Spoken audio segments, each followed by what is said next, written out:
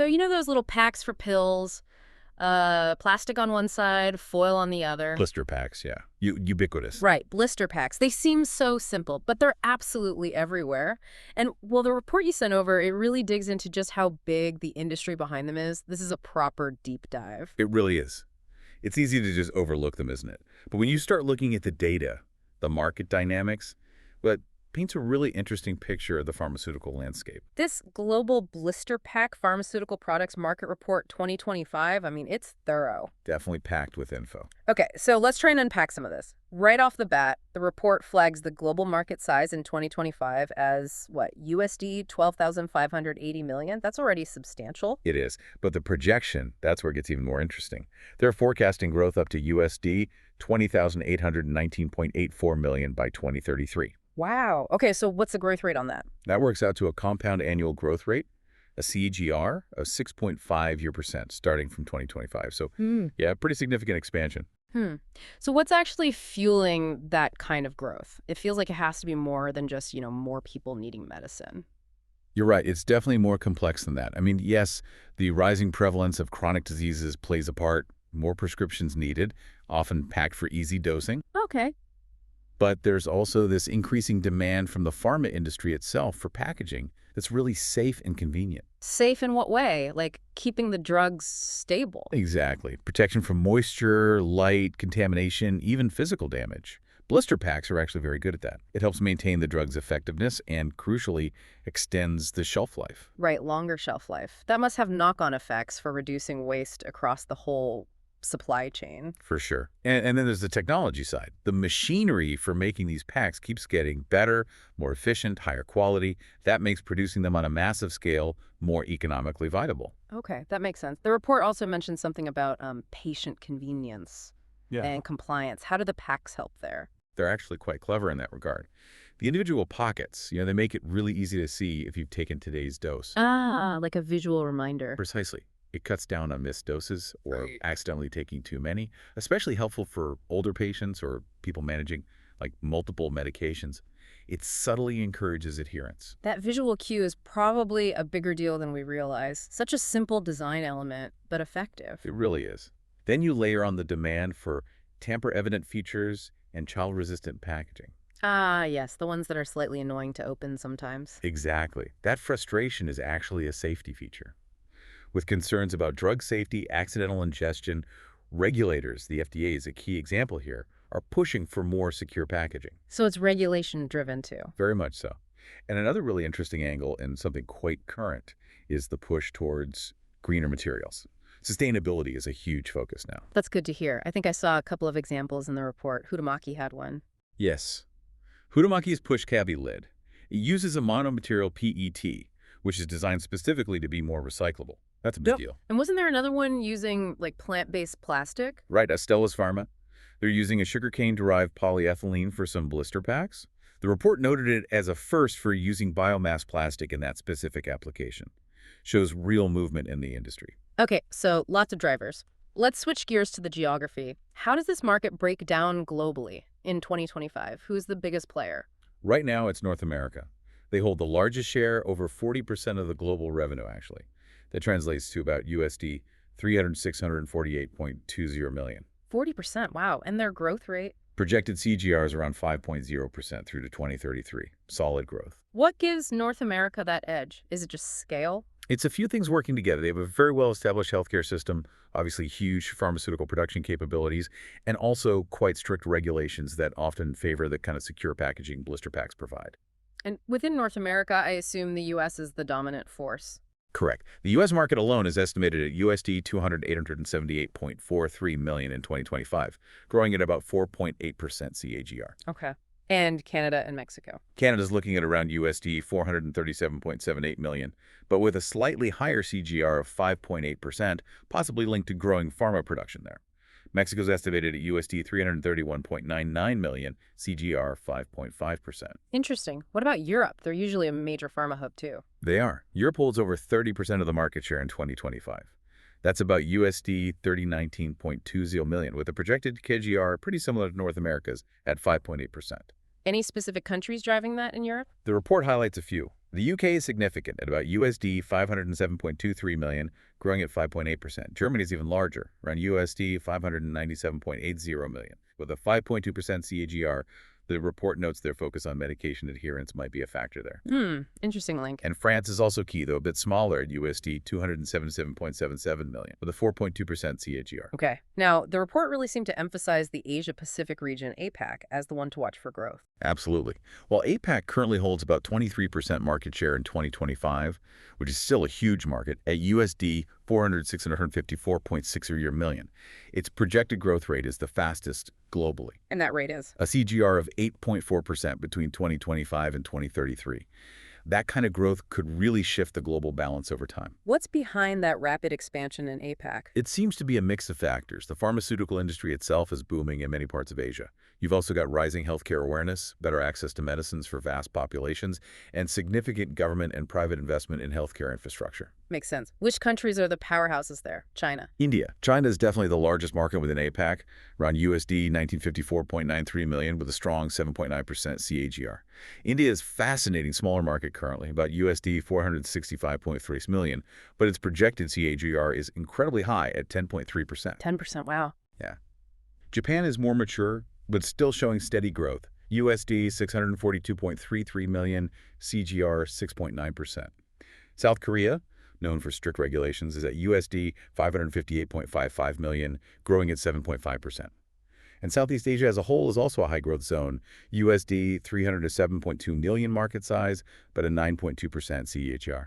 Really dynamic figures across that region. What about the rest of the world? South America, Middle East, Africa, they seem smaller but still growing. They are. South America has just over 5% of the market, around USD 478.04 million, growing at a healthy 6.8% CAGR. Okay. The Middle East holds about 2%, that's USD 276.76 million, but growing faster at 7.0% CAGR. Saudi Arabia and the UAE lead there. And Africa, though the smallest region at around 1% share, also about USD 276.76 million, still has a decent TGR of 6.2%. South Africa is the biggest market within Africa. And I noticed Qatar and Turkey had strong CGRs mentioned too. Yes, Qatar's growth might be linked to its stringent regulations, while Turkey's could be tied to its expanding healthcare services, both showing good potential. Got it. Okay, so that covers the where. Let's dig into the what. The report segmented the market by drug type, manufacturing process, and who's actually using these packs. What did it find? Right, looking at drug type first, tablets are, unsurprisingly, the dominant segment currently. They're just so widely used, and blister packs work really well for them. Makes sense. But the report identifies capsules as the fastest growing segment. This seems tied to a wider trend towards capsules for precise dosing and, well, they're often easier to swallow. Yeah, I can see that. And the manufacturing process, you mentioned cold forming and thermoforming earlier. Yes. So cold forming holds the largest share right now. It uses aluminum film, which gives really top-notch protection against moisture and light, essential for sensitive drugs. But there's usually a but. But it's generally more expensive. Thermoforming, on the other hand, is expanding rapidly. It tends to be more cost-effective and offers more flexibility in designing the pack shape and size. So it's a trade-off. Protection versus cost and flexibility. The classic industry dilemma. And the end users. Who's buying all these packs? Well, the biggest chunk, obviously, is the pharmaceutical sector itself for prescription and over-the-counter meds, mainly tablets and capsules. Okay. But interestingly, the nutraceuticals and supplements market is a really fast-growing area for blister packs. Think vitamins, probiotics, that sort of thing. It's driven by general health awareness and people wanting convenient single-dose options. That makes sense. Vitamins often come in blisters now. Exactly. And veterinary drugs are another end-use segment, though smaller than the human side. Okay. Now, this report has a pretty significant update, doesn't it, about tariffs. The Liberation Day tariffs introduced in April 2025. That sounds like it could really disrupt things. It absolutely could. The report flags this as a major factor. These tariffs ranging from 10% up to 46%. That's quite a range. Yeah.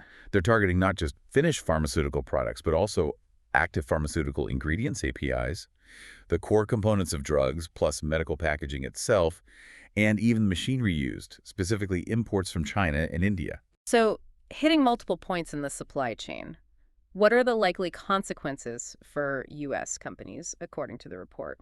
Well, the most immediate is increased production costs. That's almost unavoidable. But it also warns about potential supply chain delays and new regulatory complexities. And who gets hit hardest?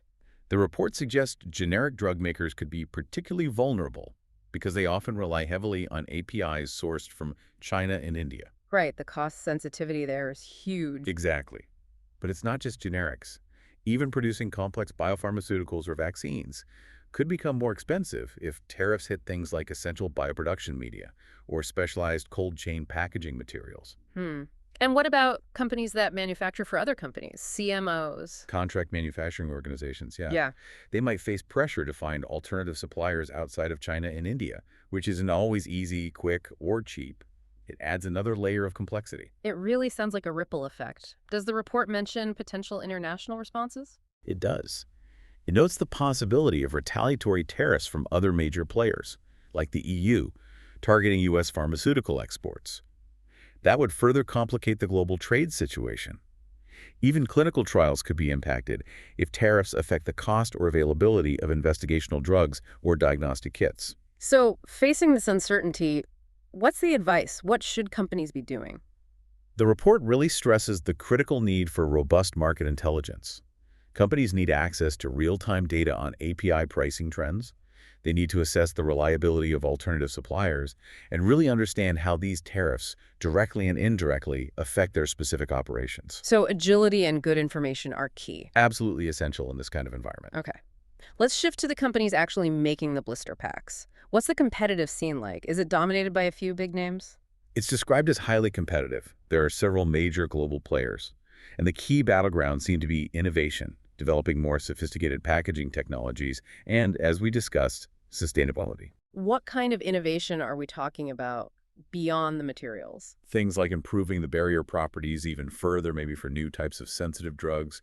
And there's buzz around smart packaging, incorporating things like tiny sensors for temperature monitoring during shipping, or even features to help track if patients are taking their medication correctly. Wow, okay. Packaging that does more than just hold pills. Exactly. Moving beyond simple containment. Does the report name any of the key companies? It mentions several, yeah.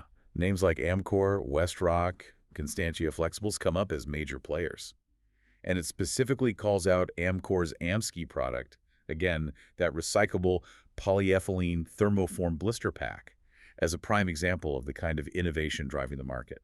There's lots happening there. Finally, did the report identify any major roadblocks or challenges that might slow down this growth trajectory? It did point out a couple of key restraining factors. First, the cost.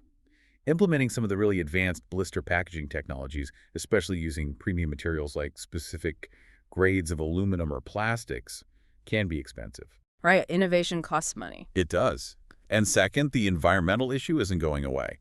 There's ongoing regulatory pressure and public concern about plastic waste, and blister packs contribute to that. So the industry faces this continuous challenge of finding solutions that are sustainable and cost-effective and meet all the safety requirements. It's a tough balancing act. Cost, performance, regulations, sustainability. Precisely. Yeah. It's a complex equation they're constantly trying to solve. Okay, well, I think we've really unpacked a lot there. To sort of sum it up, we're looking at a huge global market for pharmaceutical blister packs, one that's projected to grow significantly. Yeah, driven by convenience, drug protection, those regulatory demands we talked about, and even patient adherence needs. And we saw clear regional differences, with North America leading now, but Asia-Pacific growing incredibly fast. Right. And the type of drug tablets dominating, capsules growing, and the manufacturing method, cold forming versus thermoforming, all shape the market dynamics. And then there's the wild card of these new tariffs, adding a whole layer of complexity and uncertainty, especially around supply chains from China and India. Definitely a major factor to watch. It highlights that these seemingly simple packs are embedded in really complex global systems. Absolutely. It shows they're much more than just plastic and foil. They're a critical, evolving part of the whole pharmaceutical picture. Well said. So maybe a final thought for you, our listener, to chew on. Thinking about that intense focus on sustainability we discussed and the disruptive potential of global trade shifts like these tariffs. How do you think the humble blister pack might really transform in the next decade or so? Will we actually see a mass shift to fully biodegradable, affordable options? And how much will international regulations versus pure innovation dictate the future path for pharmaceutical packaging? It's certainly a space worth keeping an eye on.